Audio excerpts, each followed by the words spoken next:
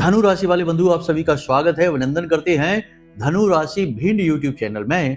तो धनु राशि वालों, जरा ध्यान से समझिए, इस पूरे मई के महीने में रोज सुबह जागते ही केवल एक बार लेना है आपको इस एक देवता का नाम।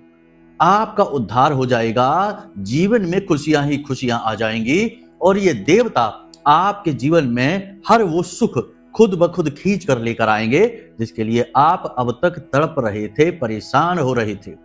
जी नहीं, ये आपके कुल देवता नहीं है, आपके पितृ देवता नहीं है, स्थान देवता भी नहीं है। इनके विषय में हम आपको पहले भी बता चुके हैं, लेकिन ये एक ऐसे देवता हैं जिनसे आप अब तक अनभिज्ञ हैं और इनके विषय में आज ना केवल हम आपको एक बार केवल कुछ विशेष नियम के साथ सुबह सुबह नाम लेने वाला प्रयोग बताने वाले हैं, बल्कि और भी गहरा और बहुत अद्भुत ज्ञान देने जा रहे हैं जिसे आपको जानना बेहद आवश्यक है।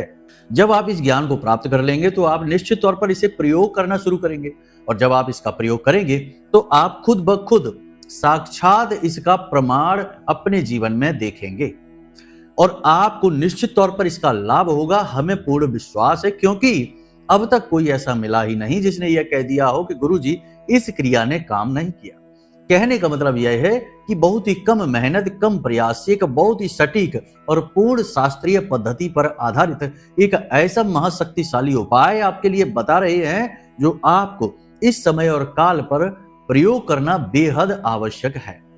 कारण इसका यह है कि अभी जो ग्रहों की स्थितियां हैं वे कुछ हद तक नकारात्मक है। आने वाले समय में स्थितियां सकारात्मक होने जा रही हैं।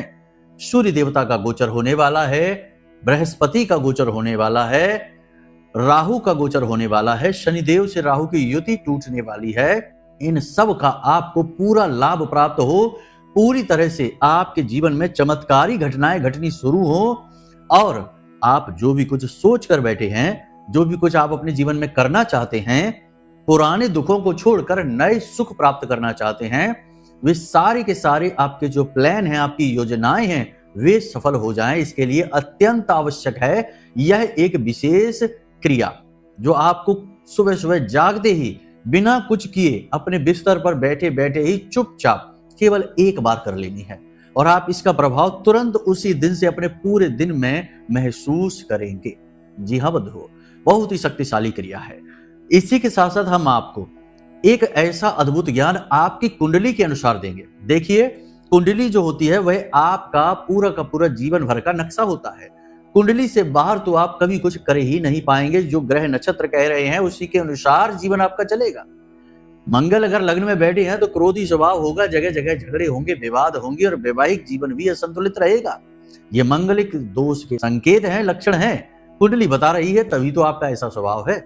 शनि प्रधान है तो गलत बात आपसे बर्दाश्त ही नहीं होगी, स्वभाव आलसी होगा, परंतु अपने लक्ष्य और अपने काम के प्रति 100% समर्पित रहेंगे।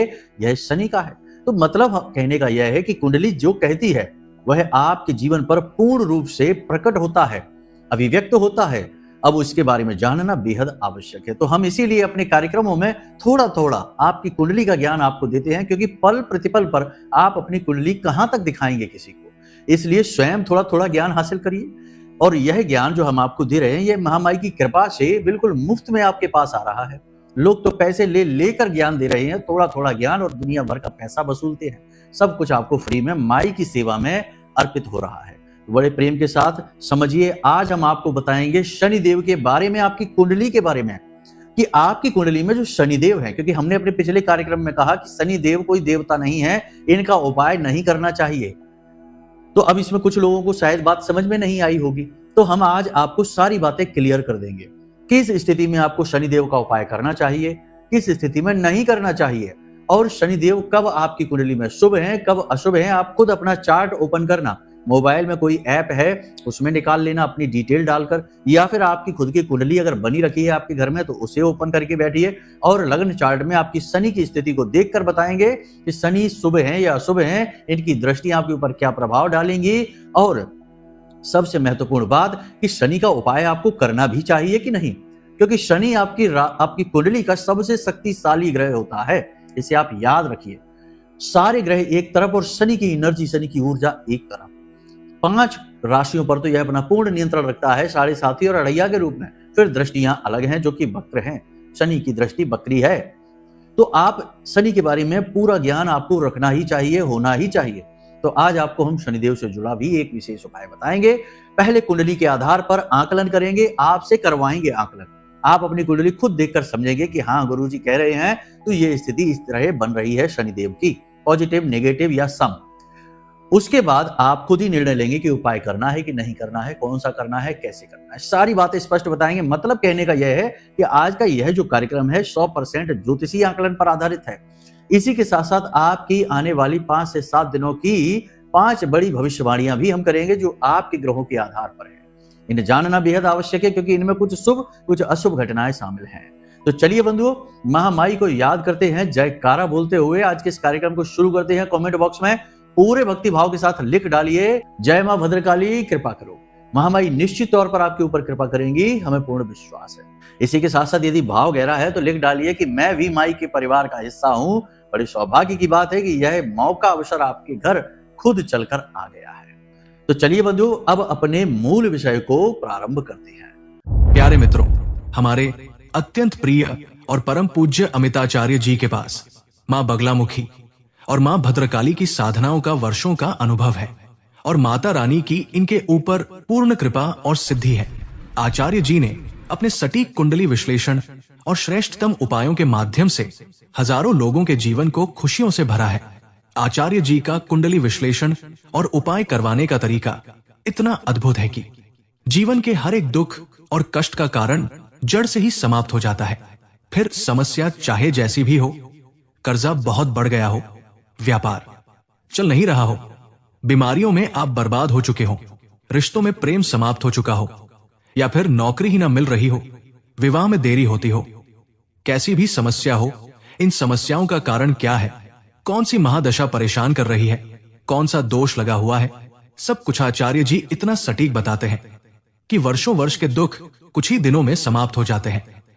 अगर आपके जीवन में भी कोई ऐसी संकट की घड़ी है तो यही सही समय है जब आप पूज्य आचार्य जी के हाथों से अपनी कुंडली का विश्लेषण करवाएं और वर्षों से चल रहे दुखों और संकटों के इस चक्र से बाहर निकल जाए।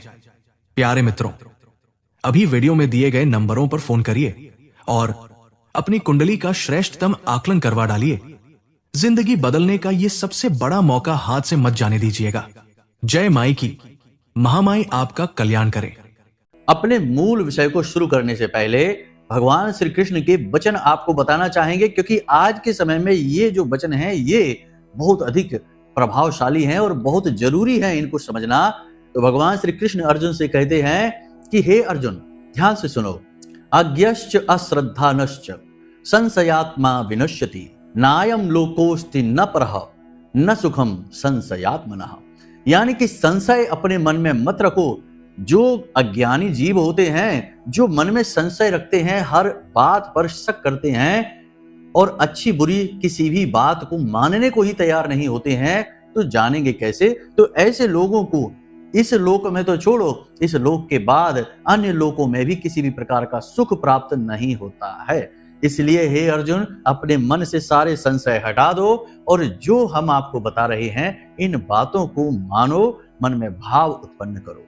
यह हमने यहाँ पर क्यों इस बात को कहा है? इसलिए कहा है क्योंकि बहुत सारे प्रमाण देने के बाद भी, बहुत सारी चीजें विस्तार से समझाने के बाद भी, बहुत सारी चीजों को स्पष्ट तौर पर प्रमाणीकरण के साथ बताने के बाद भी बहुत सारे ऐसे लोग हैं जो कि भगवान श्री कृष्ण के विचारों के विरुद्ध जाते हैं और हर बात में संशय उत्पन्न करते हैं। अब ऐसे लोगों से हमें कोई लेना देना नहीं है कि ये हमारे कार्यक्रमों पर आते हैं, लेकिन ये अपने मन के नकारात्मक विचार अपने कमेंट के माध्यम से जाहिर करते हैं। तो देखकर अच्छा नहीं लगता है कि एक तरफ तो हम इतनी मेहनत करते हैं और आपको श्रेष्ठतम ज्ञान देने की कोशिश करते हैं ताकि आप उपयोग करें, और बहुत सारे लोगों ने उपयोग किया भी है, हजारों लोगों के जीवन में खुशियां आई भी हैं। और एक तरफ ऐसे मूर्ख हैं जो किसी भी बात को मानने को ही तैयार नहीं होते हैं। इनके सामने यदि भगवान स्वयं भी प्रकट होकर आ जाएं, भगवान श्री कृष्ण इनके सामने प्रकट होकर आ जाएं, तो ये उन्हें भी ढोंगी बता दें, उनके सामने भी कह दें कि तुम तो ढोंगी हो, तुम तो किसी नाटक कंपनी के कपड़े पहनकर आ गए हो, हम तुम्हारी बात भला क्यों माने। तो भगवान को भी मजबूर कर दें कि वो चमत्कार दिखाएं, तभी ये नमस्कार करेंगे। तो ऐसे लोगों से थोड़ा बचकर रहना चाहिए। ये समाज में गंदगी फैलाने के लिए, नकारात्मक फैलाने के लिए पूरा प्रयास करते हैं। हर एक शुद्ध बुद्ध के मन को खराब कर देना, उसको विचलित कर देना, उसका मनोबल नीचे गिरा देना और अपनी नकारात्मक सोच थोप देना दूसरों पर, यह इन लोगों की प्रकृति होती है, प्रवृत्ति होती है। तो बस ऐसे लोगों से आपको दूर रहना है। इनका कोई इलाज नहीं है। फूलें फरई न बैत, जदपि सुधा बरसे जलद।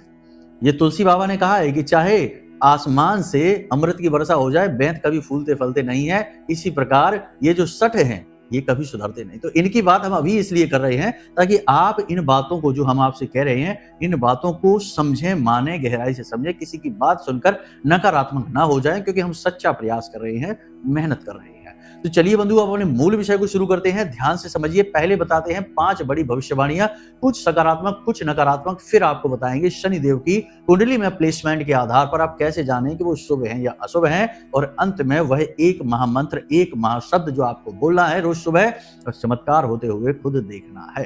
तो ध्यान से समझिए सारी बातों को। सबसे पहले बात करते हैं 5 बड़ी भविष्यवाणियों की। सबसे पहली भविष्यवाणी कि आपको अचानक से किसी प्रकार की यात्रा पर जाना पड़ सकता है। यात्रा किसी भी प्रकार की हो सकती है, पॉजिटिव भी हो सकती है, नेगेटिव भी हो सकती है, आपकी व्यवहारिक जीवन की हो सकती है, आपकी कामकाजी जीवन की हो सकती है, यानी व्यावसायिक यात्रा या तीर्थ यात्रा हो सकती है। किसी भी प्रकार की यात्रा होगी, आपको 2 तरीके के नुकसान करवाएगी। एक तो आपका धन हानि होगी, पैसा आपका जाएगा। दूसरा आपके स्वास्थ्य की हानि होगी, किसी न किसी प्रकार से आपका स्वास्थ्य गिरेगा। खास तौर से आपको पेट के लेकर रोग परेशान करेंगे। तो आपको अगर हो सके तो अगले 5 से 7 दिनों में, खास तौर से इन 3 से 5 दिनों में यात्रा यदि कोई आती है तो उसे टालने का पूरा प्रयास करें।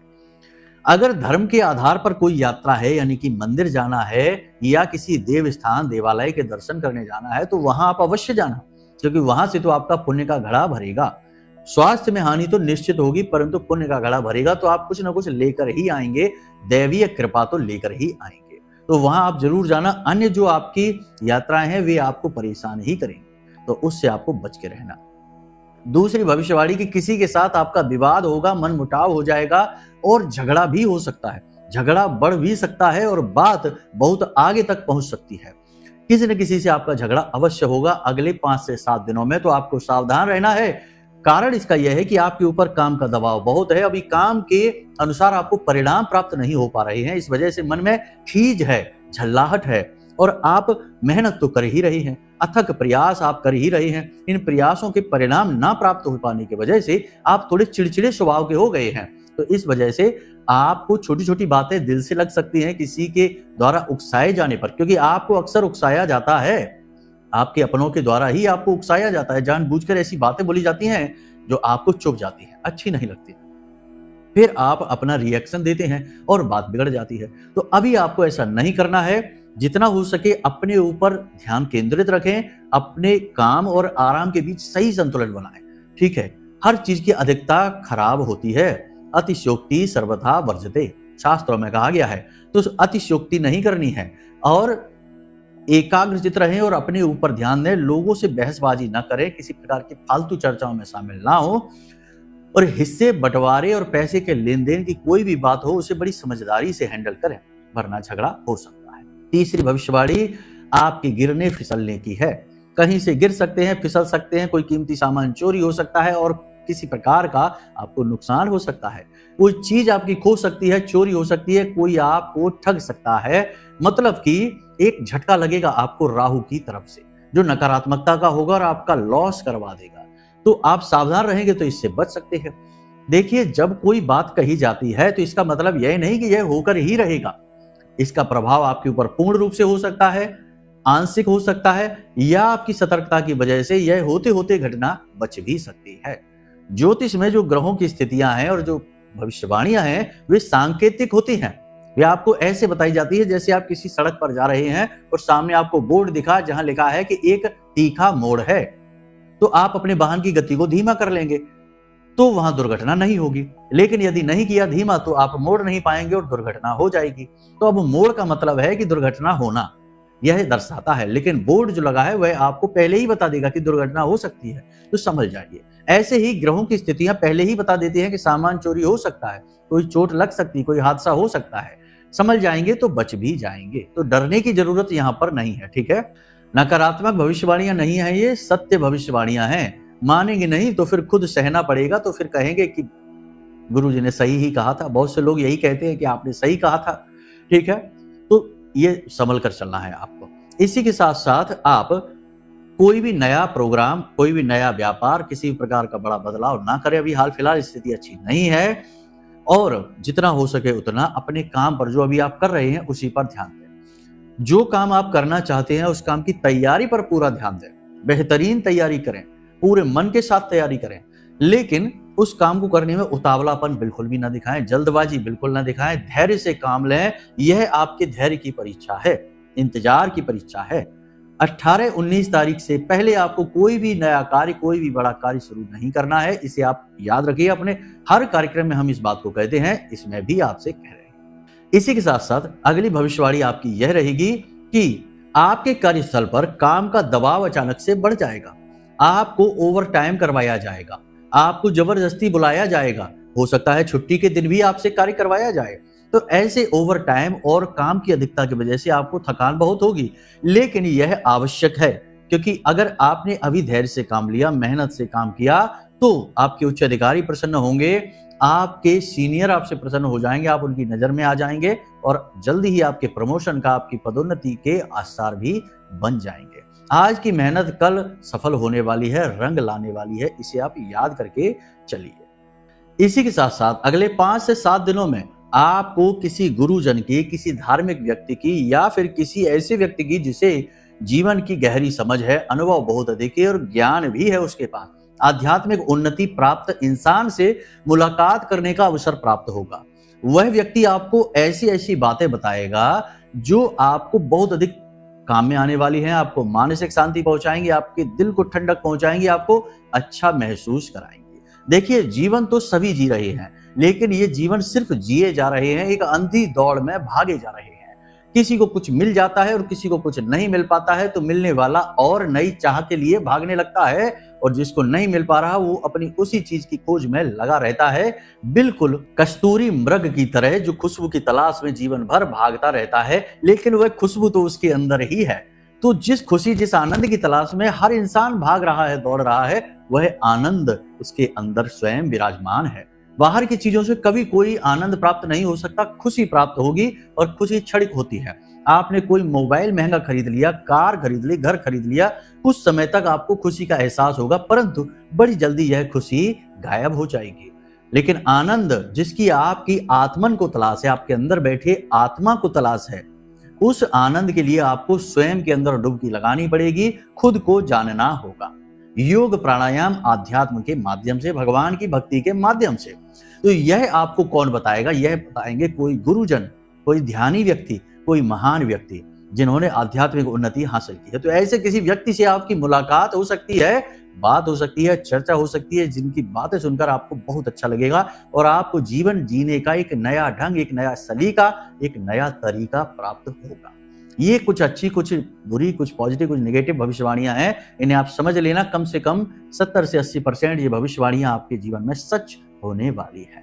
शरीर के किसी एक भाग में दर्द हो सकता है, चोट लग सकती है, फिसल कर गिर सकते हैं, आपके हाथों से कोई चीज फिसल कर गिर सकती है, महंगी चीज या सस्ती चीज, ये आप देख लेना, समय बताएगा, लेकिन ऐसा हो सकता है। किसी की बातों में आकर आप कंफ्यूज हो सकते हैं, धोखा खा सकते हैं और ठगे भी जा सकते हैं, तो थोड़ा सतर्क रहना है। आपको अच्छे बुरे की समझ करने में थोड़ी सी परेशानी होगी, आप भले बुरे का ज्ञान उपयोग नहीं कर पाएंगे, दिमाग पर एक धुंध सी छाई रहेगी, करना बहुत कुछ चाहेंगे लेकिन कर नहीं पाएंगे, पता नहीं क्या है ऐसा कुछ जो आपको रोकेगा। तो ये तो थी आपके जीवन की कुछ जरूरी भविष्यवाणियां जिन्हें आपको जानना बेहद आवश्यक था। अब बात करते हैं शनि की। राशि चक्र का सबसे ताकतवर ग्रह, कलयुग का राजा, और जीवन में बहुत महत्वपूर्ण भूमिका निभाने वाला, कि आपका आधार मजबूत करने वाला, आपको ज्ञान देने वाला, धैर्य का पाठ पढ़ाने वाला ग्रह। अच्छा भी है, बहुत बुरा भी है, दोनों बातें हैं। समझिए कैसे। शनि एक बूढ़ा ग्रह है, ध्यान का, वैराग्य का कारक है। जिन राशि का स्वामी जैसे मकर और कुंभ राशि का स्वामी है, तो ये जातक अक्सर उम्र बढ़ने के साथ साथ बैरागी हो जाते हैं, संसार से कटने लगते हैं, भगवान की भक्ति में डूबने लगते हैं। बहुत सारे कुंभ राशि के और मकर राशि के जातक इस बात को समझ पाएंगे कि वे अध्यात्म की गहरी समझ रखते हैं, क्योंकि इनकी राशि का स्वामी शनि है। शनि की 3 दृष्टियां होती हैं। शनि की तीसरी दृष्टि, 7वीं दृष्टि और 10वीं दृष्टि, जिसमें 10वीं दृष्टि अच्छी मानी जाती है, तीसरी और 7वीं ज्यादा अच्छी नहीं मानी जाती हैं। अब दृष्टियों की बात करें तो तीसरी जो दृष्टि होती है शनि की, यह सिखाती है कि आपको जिस भी भाव में पड़ रही है आप अपनी कुंडली उठाकर देखिए और शनि की स्थिति देखिए। मान लेते हैं कि आपके लगन में ही शनिदेव बैठे हुए हैं, यानी पहले भाव में शनिदेव बैठे हुए हैं, तो तीसरी दृष्टि पड़ रही है तृतीय भाव में। तृतीय भाव आपके भाई बहनों का है, परिवार का है, आपके संघर्ष का है, तो आपको मेहनत करना सीखना है, स्ट्रगल करना सीखना है, परिवार के साथ संतुलन बनाना है, खास तौर से भाइयों के साथ। यात्राओं पर भी आपको जाना पड़ सकता है, कोई काम ऐसा मिल सकता है जो यात्राओं से जुड़ा होगा, लेकिन उसमें भी आपको बहुत ही मेहनत और स्ट्रगल से आगे बढ़ना है, संघर्ष का भाव होता है यह। और यहाँ पर तीसरी दृष्टि भी संघर्ष की होती है, यानी कि यहाँ पर शनिदेव आपके संघर्ष को बढ़ा देंगे। इसी के साथ साथ शनिदेव की 7वीं दृष्टि आपके सप्तम भाव में पड़ेगी, और सप्तम की दृष्टि शनि की कहती है कि आप अभी बहुत कुछ सीखना चाहते हैं, आपको बहुत कुछ सीखना है। यानी कि वैवाहिक जीवन, पिछले जन्म में आपकी किसी गलती की वजह से आपका वैवाहिक जीवन टूटा होगा, आपका जीवन साथी आपसे रूठा होगा, आपने किसी प्रकार का अन्याय किया होगा उसके साथ, तो इस जन्म में आपको वैवाहिक जीवन को चलाने में बहुत संघर्ष करना पड़ेगा, स्ट्रगल करना पड़ेगा। आपका जीवन साथी आपको परेशान कर सकता है, उकसा सकता है, आपका दिमाग खराब कर सकता है, लेकिन तब भी आपको अपने जो दाम्पत्य जीवन है उसे संतुलित करने के लिए बहुत प्रयास करना होगा। यानी ये सीखने की दृष्टि होती है, यहाँ आपको सीखना है। 10वीं दृष्टि आपकी, 10वीं दृष्टि जो है वो आपके 10वें भाव में ही पड़ेगी, और 10वां भाव कर्म का भाव होता है, यह निस्वार्थ सेवा का भाव होता है। यानी कि आप कोई भी काम धंधा व्यापार करें उसमें चैरिटी अवश्य करें, यानी कि दान धर्म का अपना जो भाग है वह निकाल कर अवश्य रखें, और अपने काम को अपनी पूजा समझकर करें। कार्य ही पूजा है, यह भाव लेकर करें, और भगवान को सारी अपने जीवन के जो कार्य हैं, आपके बिजनेस हैं, नौकरी है, जो भी है, भगवान को समर्पित करके करें। लालच बिल्कुल भी ना करें, क्योंकि यह निस्वार्थ सेवा का भाव है। तो अब आपने समझा कि शनिदेव जहां बैठे हैं वहां से तीसरी, और एक बात याद रखना कि जिस भाव में शनिदेव बैठे हैं उस भाव को अनुशासन, यानी कि आपके अगर लगन में शनिदेव बैठे हैं तो आपके खुद के, यानी आपको शारीरिक अनुशासन, अपनी इंद्रियों पर नियंत्रण, समय से सोना जागना और संतुलित भोजन करना, उल्टा सीधा नहीं खाना, और प्राणायाम, योग आदि करना और व्यायाम करना, ये सारी चीजें आपको अपने जीवन में रखनी ही होंगी, वरना आप कभी सफल नहीं हो सकते, बीमार ही बने रहेंगे, रुग्ण काया लेकर घूमते रहेंगे इस संसार में, और शनिदेव को कोसते रहेंगे। यानी यह अनुशासन, जहां शनिदेव बैठते हैं वहां अनुशासन, तीसरी दृष्टि जहां डालते हैं वहां कठोर परिश्रम, और 7वीं दृष्टि जहां डालते हैं वहां आपको बहुत कुछ सीखना है, क्योंकि वहां पिछले जन्म में आपने अपना कुछ बिगाड़ा था। और 10वीं दृष्टि जहां डालते हैं वहां निस्वार्थ सेवा आपको करनी है। इस प्रकार शनिदेव का स्वभाव होता है, इस प्रकार से आप चलेंगे तो आपको बड़ा लाभ पहुंचाएंगे शनिदेव, आपके अनुकूल हो जाएंगे, उपाय करने की जरूरत ही नहीं पड़ेगी। अब हम समझते हैं कि शनिदेव कब अच्छे और कब बुरे होते हैं। तो अब आपको अपनी कुंडली में ये देखना है कि शनि जहां पर लिखा हुआ है, शनि देव लिखे हुए हैं, क्या वहां पर 7 नंबर लिखा है? यदि 7 नंबर लिखा है तो शनिदेव आपके लिए अच्छे हैं, क्योंकि शनिदेव उच्च राशि में मौजूद हैं। अब आपको शनिदेव का उपाय करने की कोई जरूरत नहीं है, शनिदेव आपको लाभ पहुंचाएंगे ही पहुंचाएंगे। इसी प्रकार यदि शनिदेव जहां बैठे हैं आपकी कुंडली के भाव में, जिस भी भाव में बैठे हों, वहां पर आप देखिए कि 1 नंबर लिखा है क्या? यदि 1 नंबर लिखा है तो समझ जाइए शनिदेव नीच के आपको बहुत कष्ट पहुंचाएंगे, बहुत पीड़ा पहुंचाएंगे। तो आपको शनिदेव के उपाय करने ही होंगे, हर हालत में करने होंगे। लेकिन शनिदेव का उपाय शनिदेव के मंदिर में जाकर मत करना, क्योंकि वहां पर शनिदेव की सीधी दृष्टि आपके ऊपर पड़ेगी तो आपको और अधिक कष्ट प्राप्त होंगे। तो आप बेहतर होगा कि पीपल के वृक्ष के नीचे शनिदेव के उपाय करें, तो उपाय फलित होंगे। और अपने घर की जो पश्चिमी दिशा है वहां पर शनिदेव के नाम से एक चौमुखी दीपक सरसों के तेल का अवश्य जलाएं। आपका शनि का जो प्रभाव है वह अनुकूल होने लगेगा। लेकिन फिर भी शनिदेव की पीड़ाएं तो आपके जीवन में रहेंगी ही रहेंगी। अब एक चीज आपको और देखनी है कि आपकी कुंडली के 3, 6, 10 और 11, यानी कि अपनी कुंडली में आपके ने 1, 2, 3, 4 करके भाव, तीसरे भाव में, 6वें भाव में, 10वें भाव और 11वें भाव में यदि शनिदेव बैठे हैं तो आपके लिए अपने आप शुभ हो जाते हैं। 6वां भाव जो है वह रोग कारक होता है, शत्रु कारक होता है, शत्रुओं का शमन कर देते हैं, रोग कारक नहीं रहता, जातक स्वस्थ हो जाता है। तो ये भाव में जब शनिदेव बैठते हैं तो बहुत ही शुभ फल देते हैं। तो यहां पर जब शनिदेव बैठे तो आपको शनि का उपाय करने की कोई आवश्यकता नहीं है, ठीक है। लेकिन इसके विपरीत है 1, 2, 5, 7 यानी कि प्रथम, द्वितीय, पंचम और सप्तम भाव में यदि शनिदेव बैठे हैं तो आपके लिए अशुभ फल देने वाले हैं। अब आपको शनिदेव का उपाय करना चाहिए। इसी प्रकार 4, 8 और 12 में यदि शनिदेव बैठ गए हैं तो ये प्रबल अनिष्ट कारक होते हैं। ऐसे में आपको शनिदेव की भयंकर पीड़ाएं सहनी पड़ेंगी। हर काम बनते बनते बिगड़ेगा, काम बनेंगे ही नहीं और अंत में यानी अंतिम बिंदु पर जाकर आपके काम रुक जाएंगे या असफल ही हो जाएंगे। तो आपको शनिदेव के फिर लगातार उपाय करने चाहिए इन स्थितियों में। और भी बहुत सारी स्थितियां होती है जिनसे शनि के शुभ अशुभ परिणामों को देखा जाता है, लेकिन फिलहाल हमने मोटे मोटे तौर पर आपको बता दिया है। आप वीडियो को दोबारा देख सकते हैं, चीजों को नोट कर सकते हैं, अपनी कुंडली में आप खुद जान सकते हैं कि शनिदेव आपके लिए शुभ हैं या अशुभ हैं। अब इतने के बावजूद भी यदि आपको कंफ्यूजन है, आपको समझ में नहीं आ रहा है कि क्या शनिदेव शुभ हैं या अशुभ हैं, क्योंकि अभी देखो शनि की स्थिति ज्यादा नाजुक बनी हुई है। हर व्यक्ति आज के समय में शनिदेव से पीड़ित है क्योंकि शनि राहु की युति हर एक की कुंडली में बनी हुई है। तो अब ऐसे में सही निर्णय ले पाने में आपको शायद कठिनाई हो रही हो। और शनि से लाभ तो सभी लेना चाहते हैं क्योंकि शनि ही तो मनी है। याद रखना कि पूरी कुंडली में अगर आपको सबसे ज्यादा धन दौलत कोई एक ग्रह दे सकता है तो वह बुध शुक्र नहीं है, सूर्य और गुरु भी नहीं है, राहु भी नहीं है, वह है शनि। इसीलिए शनि को मनी कहा जाता है, शनि धन कारक है। तो शनि से लाभ सबको चाहिए और सबसे पहले शनि की पीड़ा में कुछ भी चिंता है तो वह धन ही है, इसका ध्यान रखना। तो आपको शनि के लाभ कैसे मिलेंगे? अब चाहे शनि आपकी कुंडली में शुभ हैं या अशुभ हैं, कौन इतनी सिरदर्दी करे, हमें तो सीधा सीधा एक उपाय दे दीजिए। तो वही उपाय आपको हम बताने जा रहे हैं। याद रखिए कि शनि देव का अपनी पत्नी के साथ एक अजीब सा आंकड़ा है। उनकी पत्नी ने ही, नीलमंदा जिनका नाम है, नीला देवी भी जिनका नाम है, उन्होंने ही शनिदेव को श्राप दे दिया था। लेकिन बाद में श्राप देने के बाद शनिदेव ने उन्हें माफ भी कर दिया क्योंकि शनिदेव बहुत भोले भाले हैं। उन्होंने अपनी पत्नी को कोई भी पलट का श्राप नहीं दिया, ना ही निवेदन किया, उनके श्राप को बड़े प्रेम से स्वीकार कर लिया।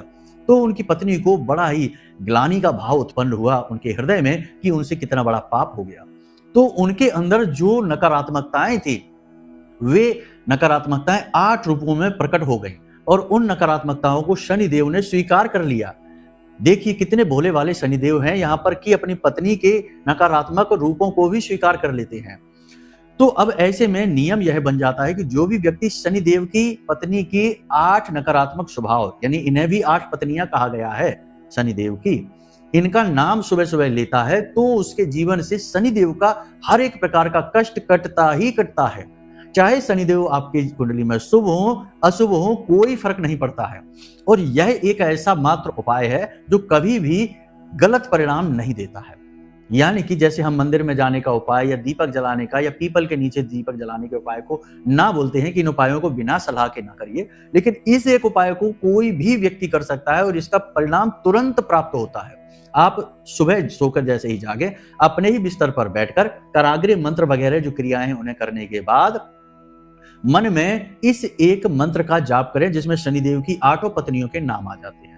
केवल एक बार आपको बोलना है और शनिदेव को प्रणाम करना है और अपने बिस्तर को छोड़ना है और अपने काम शुरू करने हैं। और आप इसका प्रभाव पहले दिन से ही अपने जीवन में महसूस करेंगे। तो क्या है वह शनिदेव की 8 पत्नियों का नाम का स्वरूप, कैसे लेना है, ध्यान से समझिए।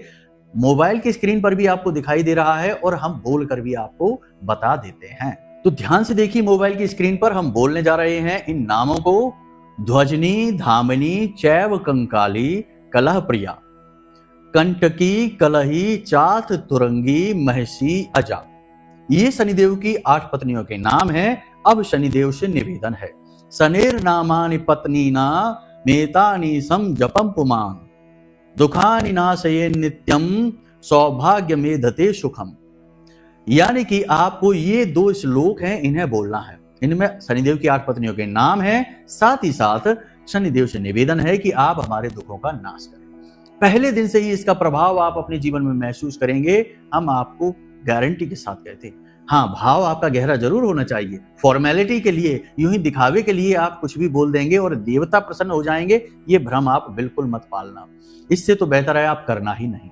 तो चलिए बंधुओं, यहां तक जो बातें हमने आपको बताई हैं, उन बातों को गहराई से समझकर अपने जीवन में उतारना, आपको निश्चित तौर पर पॉजिटिव रिजल्ट मिलेंगे। ये हमारे अपने अनुभव हैं और हमने हजारों लोगों पर ये आजमाए हैं, सबको पॉजिटिव रिजल्ट ही मिले हैं। तो अब यदि कोई प्रश्न मन में उठे या कुंडली विश्लेषण कराना है तो हमने नंबर वीडियो में दे रखा है, इन नंबरों पर फोन करिए, हम स्वयं आपकी कुंडली का विश्लेषण करके आपको दे देंगे और एक्यूरेट उपाय, बिल्कुल सटीक उपाय आपको दे देंगे, जिससे कुछ ही दिनों में आपके जीवन का कायाकल्प हो जाएगा। चलिए बंधुओं, कार्यक्रम को विराम देते हैं। हमेशा हंसते रहिए, मुस्कुराते रहिए, सकारात्मक रहिए, महामाई पर अपनी आस्था और विश्वास बनाकर रखिए, क्योंकि आपका उद्धार तो वहीं से होना है। तो प्रेम से बोलिए जय माई की। महामाई आपका कल्याण करें। धन्यवाद। हमारे प्रिय और परम पूज्य आचार्य जी ने अपनी साधनाओं के अनुभवों पर आधारित शक्तिशाली उपाय और क्रियाओं के माध्यम से हजारों लोगों के जीवन को पूरी तरह से बदला है। आचार्य जी के द्वारा बताया गया हर एक उपाय इतना सटीक और कारगर होता है कि जो भी इसे पूरे भाव के साथ कर लेता है, उसे साक्षात महामाई की कृपा और आशीर्वाद प्राप्त हो जाती है। इसलिए निसंकोच इन उपायों को पूरे भाव के साथ करिए, आपका कल्याण होगा। जय माई की।